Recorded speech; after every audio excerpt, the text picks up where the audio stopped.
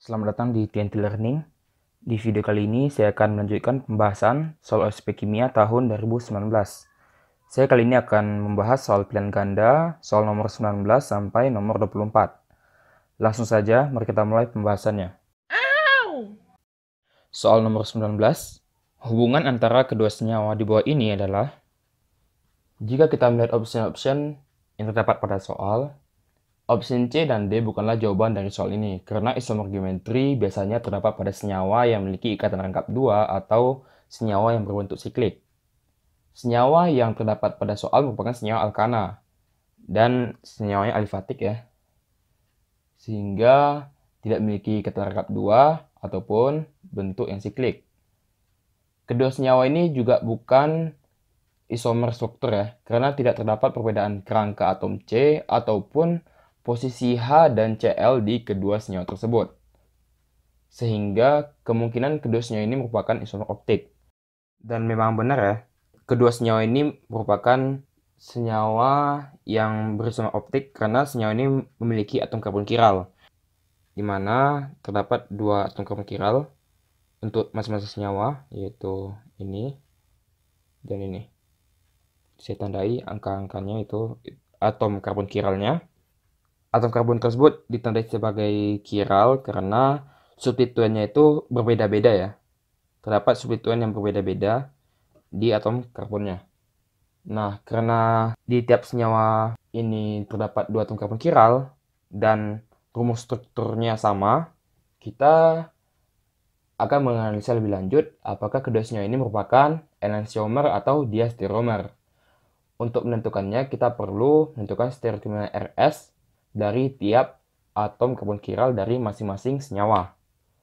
Penentuan stereokimia RS biasanya cukup membuat pusing kepala ya, karena kita perlu membayangkan gambar 2 dimensi dalam bentuk 3 dimensi. Nah, di sini saya akan jelaskan cara saya sendiri dalam menentukan stereokimia RS ya. Langsung saja kita ke soalnya, kita akan coba dari senyawa yang kiri dulu, yang atom karbon kiral yang nomor 1. Langkah pertamanya kita akan menentukan prioritas dari substituennya. Untuk menganalisanya kita perlu meninjau MR dan ikatannya. Tapi karena ikatannya sama-sama tunggal, kita nggak perlu melihat itu. Kita cukup lihat MR-nya saja. Bukan MR sih, tapi lebih ke AR ya. Karena kita tinjau dari tiap atomnya gitu. Kita pertama-tama kita dari atom karbon kiral, kita tinjau atom yang dekat dengan atom karbon kiral, yaitu ada 4.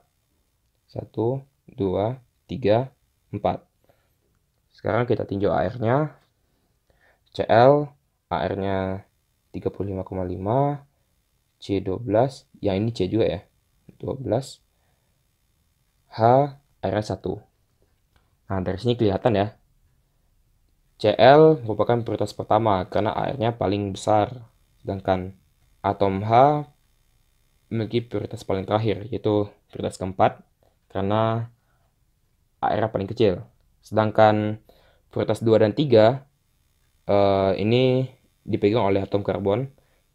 Nah, sekarang kita akan tentukan siapa yang prioritas kedua dan prioritas ketiga.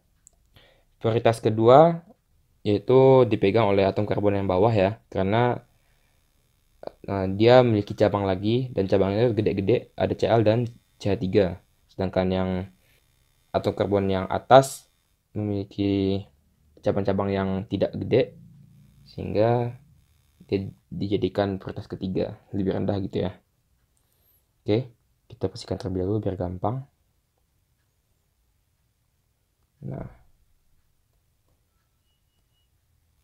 ini atom karbon kiral yang saya bulatin. Nah, ini prioritas pertama, yang di sini prioritas kedua, ini prioritas ketiga, di sini kita prioritas keempat.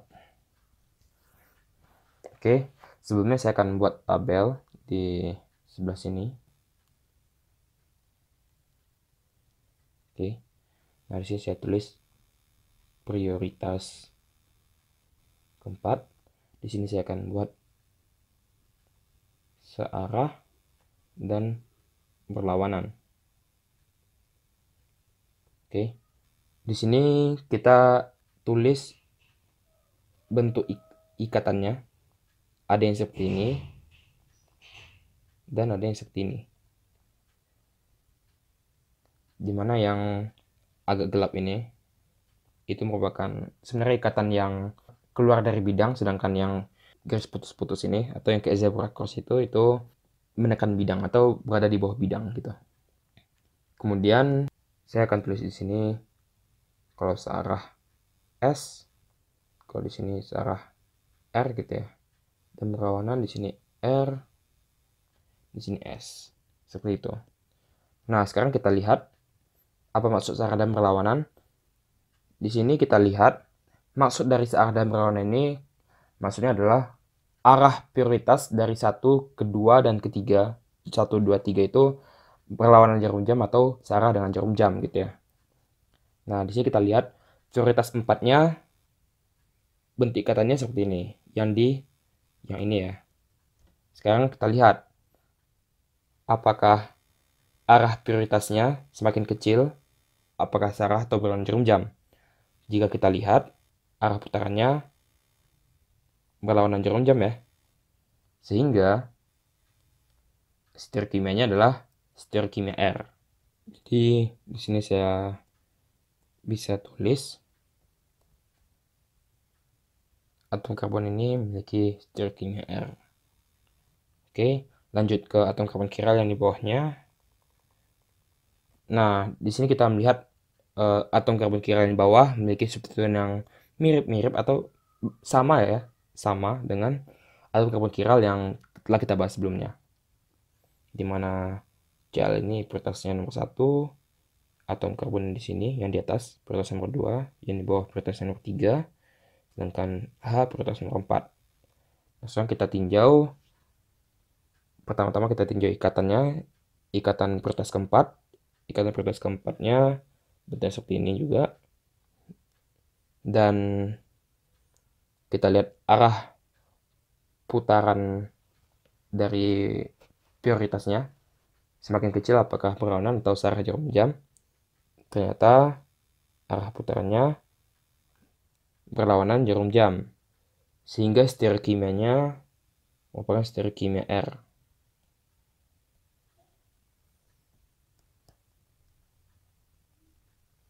Jadi saya tulis di sini R. Oke, seperti itu. Jadi kedua-duanya R ya ini ya. Nah, kita lanjut ke senyawa yang kanan. Kita lihat atom karbon kiral yang di atas dulu. Dan substituennya sama ya dengan yang sebelum-sebelumnya. Ini prioritas pertama, ini prioritas kedua, ini prioritas ketiga, dan ini prioritas keempat. Sama, nggak ada perbedaan. Kita bisa langsung tebak prioritasnya yang mana. Nah, sekarang kita tinjau prioritas keempat. Ikatannya putus-putus ya, kayak zebra cross itu. Jadi ini ikatannya, dan kita lihat arah putaran prioritasnya semakin kecil, apakah searah atau berlawanan jarum jam. Dan kita lihat di sini arah putarannya berlawanan ya, berlawanan jarum jam. Jadi kita bisa tahu setir kimia dari atom karbon kiral ini adalah S. Oke, di sini saya akan tulis S. Oke, lanjut ke atom karbon kiral yang terakhir. Kita udah tahu prioritasnya. Ini prioritas 1, ini prioritas kedua, ini prioritas ketiga, dan ini prioritas keempat. Oke, kemudian kita lihat ikatan dari prioritas keempat seperti ini. Dan kita lihat arah putaran dari prioritasnya. Dan kita dapat arah putarannya searah jarum jam ya. 1, 2, 3 arah putarannya searah jarum jam. Oke, dari sini kita bisa tahu setir kimia dari atom karbon kiral ini adalah S. Kita tulis di atom karbon kiral ini setir kimianya S. Oke, seperti ini. Nah, dari sini kita bisa lihat bahwa kedua atom karbon kiral di masing-masing senyawa berbeda ya. Dimana yang senyawa satunya atom karbon kiralnya R semua, sedangkan yang di senyawa yang lainnya atom karbon kiralnya S semua. Itu artinya kita bisa tahu bahwa kedua senyawa ini merupakan enantiomer. Sehingga jawaban dari soalnya adalah A. Soal nomor 20. Produk utama dari reaksi berikut adalah, baiklah, jika kita melihat reagen dari reaksi ini, HNO3 dalam H2SO4 ditambah panas. Nah, reagen ini merupakan reagen nitrasi biasa ya, penambahan atau substitusi NO2 dalam cincin benzen. Yang membuat soal ini sulit adalah kita perlu tahu di cincin benzen mana gugus nitronnya akan tersubstitusi. Karena reaktan dari reaksi ini merupakan senyawa yang memiliki dua cincin benzen. Nah, untuk menentukan di mana gugus nitronnya akan tersubstitusi, kita perlu menganalisa substituen dari masing-masing cincin benzen. Untuk cincin benzen yang di sebelah kiri memiliki substituen berupa gugus karbonil ya, di mana gugus karbonil merupakan gugus penarik elektron. Gugus-gugus penarik elektron merupakan gugus pendeaktivasi benzen, karena dalam struktur resonansinya tidak terdapat pasangan elektron bebas yang siap untuk menyerang elektrofil. Jadi gugus nitro tidak mungkin masuk ke cincin benzen ini. Untuk cincin benzen di sebelah kanan memiliki substituen berupa gugus amin yang merupakan gugus pendorong elektron ya, karena terdapat elektron bebas di gugusnya dan pasang elektron bebasnya mampu beresonansi dengan ikatan rangkap 2 yang terdapat di dalam benzen sehingga mampu mengaktifasi cincin benzen. Oleh karena itu, gugus nitro kemungkinan besar akan tersubstitusi ke cincin benzen yang di sebelah kanan. Sekarang kita sudah tahu ya kemana gugus nitronya akan tersubstitusi. Selanjutnya kita akan mencari tahu di posisi mana atau di atom karbon mana di dalam cincin benzen gugus nitronnya akan tersubstitusi. Nah, untuk posisi gugus nitronnya, karena cincin benzen di sebelah kanan memiliki substituen berupa gugus pendorong elektron, maka substituen yang akan masuk itu akan diarahkan ke posisi orto atau para dari gugus aminnya. Jadi antara yang ini atau ini ada 3 orto atau para, yang 2 dan 3 ini orto, yang 1 ini para. Oke. Nah, jika kita lihat di pilihan jawabannya di sini ada senyawa 1, 2, 3, 4, 5. Kemungkinan besar senyawa yang akan terbentuk adalah senyawa 5. Karena nitronya tersubstitusi di atom karbon yang para dari gugus aminnya. Oke? Sesuai ya dengan yang saya jelaskan tadi. Karena produknya adalah senyawa 5, maka jawaban dari soal ini adalah E. Soal nomor 21. Di antara senyawa berikut yang merupakan produk dalam skema reaksi di bawah ini adalah, untuk menjawab soal ini kita cukup meninjau masing-masing dari tahap reaksinya. Di sini terdapat 3 tahapan reaksi. Kita mulai dari reaksi yang pertama ya. Di sini toluena direaksikan dengan reagen KMnO4 dalam basa, ada OH- di situ, ditambah panas. Kemudian reaksikan dengan asam ya, H3O+. Kunci dari reaksi ini terletak pada reagen KMnO4 yang merupakan oksidator kuat. Apabila benzen dengan substituen berupa alkil ketika direaksikan dengan KMnO4, alkil tersebut akan teroksidasi menjadi gugus karboksilat. Sehingga produk dari reaksi ini adalah sebagai berikut. Nah, di sini ada gugus karboksilat. Nah, produknya adalah asam benzoat ya. Oke, lanjut ke reaksi kedua. Di reaksi kedua ada produk dari reaksi pertama yaitu asam benzoat bereaksi dengan reagen SOCl2. Nah, SOCl2 ini merupakan reagen untuk mensubstitusi gugus hidroksi atau gugus OH dengan atom Cl ya. Gugus OH yang terdapat di produk X yaitu gugus OH yang ini nih. Nah, nantinya produknya akan berubah menjadi seperti ini.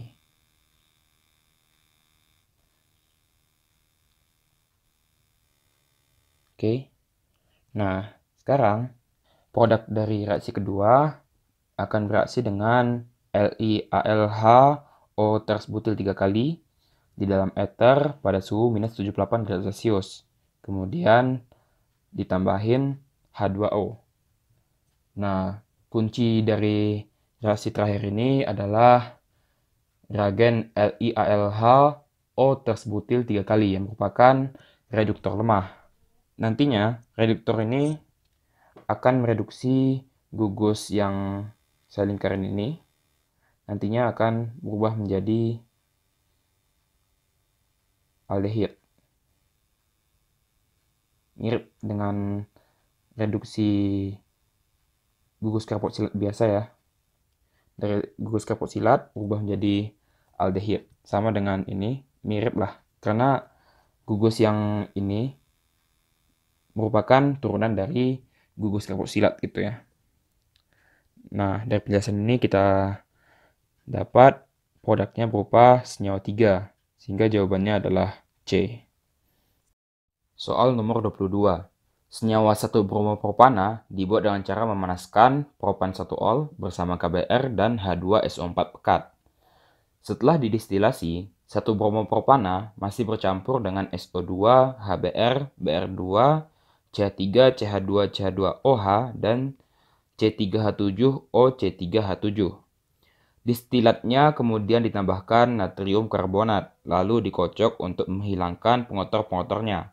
Pengotor yang tidak dapat dihilangkan dengan proses tersebut adalah di soal ini yang terpenting yang akan kita bahas adalah proses pemisahan 1-bromopropana dari pengotor-pengotornya berupa SO2, HBr, CH3, CH2, CH2OH atau propanol, dan C3H7O, C3H7 atau dipropil ether. Pemisahan ini menggunakan senyawa natrium karbonat atau Na2CO3. Untuk menentukan pengotor yang tidak dapat dihilangkan dengan Na2CO3, pertama-tama kita perlu tahu kalau Na2CO3 merupakan garam yang mudah larut. Larutnya dalam sesuatu yang polar ya intinya ya. Yang kedua, Na2CO3 bersifat basa. Karena Na2CO3 ketika larut kan dia akan membentuk 2Na+ dan CO3 2-. Nah, CO3 2- ini apabila dia berinteraksi dengan air gitu ya. Nah, dia akan menghasilkan OH-. Nah, OH- ini akan memberikan sifat basa dari garam Na2CO3. Dari dua pernyataan ini, kita akan menganalisa senyawa-senyawa yang terdapat di tiap optionnya. Apakah senyawa tersebut mengalami interaksi dengan Na2CO3 atau tidak? Jika ada, maka pengotor tersebut bisa dipisahkan. Baiklah, kita mulai dari option A. Sebelum kita hapus ini dulu. Option A, senyawanya SO2 ya.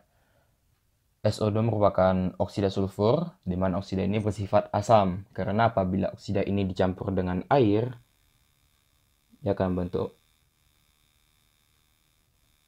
H2SO3 yang merupakan senyawa yang bersifat asam. Sehingga SO2 ini bisa kita katakan asam juga ya. Nah, karena SO2 bersifat asam, SO2 ini pasti berinteraksi dengan natrium karbonat yang bersifat basa, sehingga SO2 ini bisa dipisahkan. Jadi yang A ini salah ya, karena bisa dipisahkan. Lanjut ke option B, senyawanya HBr. HBr merupakan senyawa yang asam juga ya, sama dengan SO2 karena namanya sendiri asam bromida ya, bersifat asam lah ya. Nah, karena bersifat asam, HBr ini juga bisa dipisahkan. Sehingga ini salah juga jawabannya. Lanjut ke option C, senyawanya Br2. Br2 merupakan senyawa yang juga bisa dipisahkan oleh natrium karbonat. karena Br2 ini sendiri akan berinteraksi dengan OH- yang berasal dari natrium karbonat, sehingga membentuk reaksi disproporsionasi. Untuk reaksi disproporsionasi itu adalah Br2 ini akan bereaksi dengan OH- yang tadi ya, akan membentuk BrO3- tambah Br- tambah H2O. Nah, reaksi setaranya seperti ini.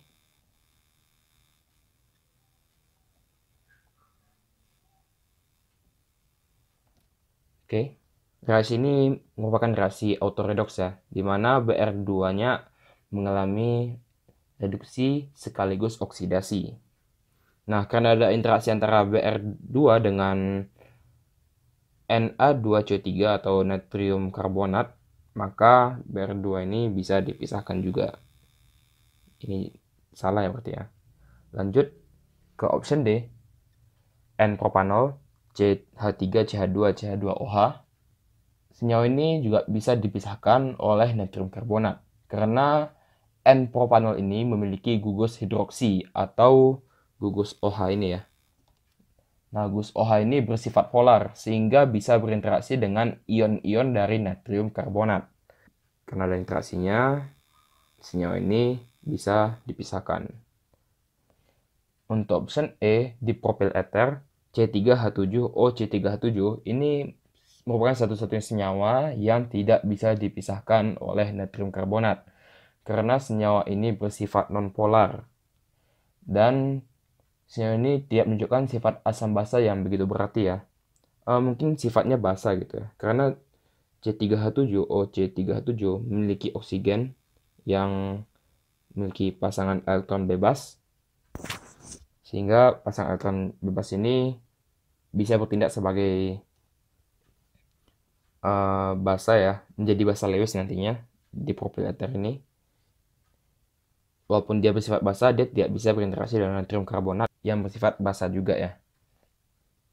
Baiklah, karena senyawa option E ini tidak berinteraksi dengan natrium karbonat, sehingga tidak bisa dipisahkan ya. Otomatis jawabannya adalah E.